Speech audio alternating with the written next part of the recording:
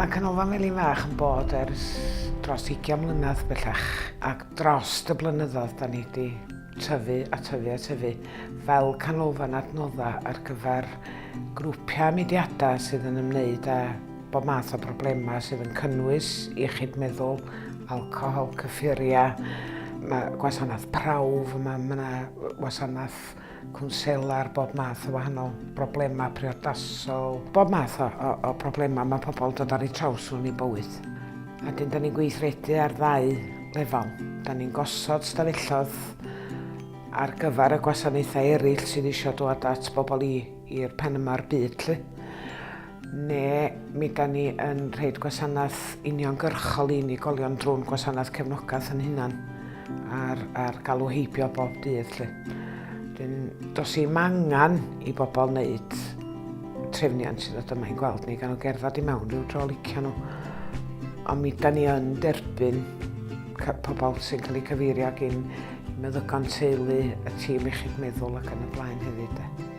Da ni eisiau datblygu mwy o wasanaethau pwrpasol neu gweithgareddau pwrpasol ar gyfer pobl yr ardal a'r pobl sy'n defnyddio'r ganolfan. A felly, wrth wneud hynny, da ni eisiau estyn mwy allan i ganol Pen Llŷn a dweud y gwir.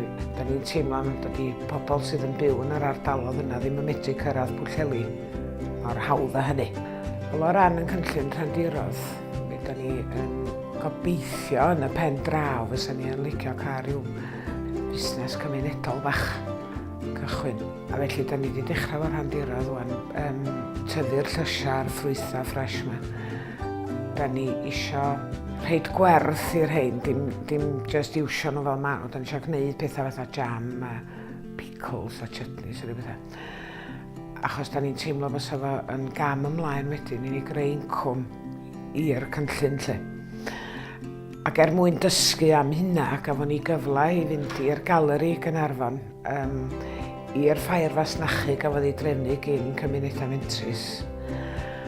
A oedden ni'n cael profi sut basa pethau yn gwerthu. Oedden ni'n medru dysgu'n fanno wrth sut oedd stondina eraill yn gwerthu, be oedd ar gael, cael rhyw syniadau ac yn y blaen.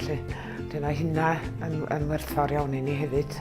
Da ni'n cydweithio hefo Mantell Gwynedd ers blynyddoedd lawer derbyn lot o gefnogaeth trwy'r rhwydwaith iechyd gofal a lles ac yn y blaen, grantia ac ati. Ac oherwydd cynlluniau datblygu oedd gyda ni at dyfodol y ganolfan, mi eisi ar digwyddiad cynnal cymunedau oedd yn Dolgella. Ac yn y cyfarfod hwnnw, nes i bigo i fyny lot fawr o wybodaeth a syniadau, cysylltiadau newydd a bob math o bethau sydd wedi'n helpu fi i ddatblygu cynllun busnes a sbio i'r dyfodol wan i greu mwy o wasanaeth i bobl sy'n defnyddio Canolfan Felin Fach.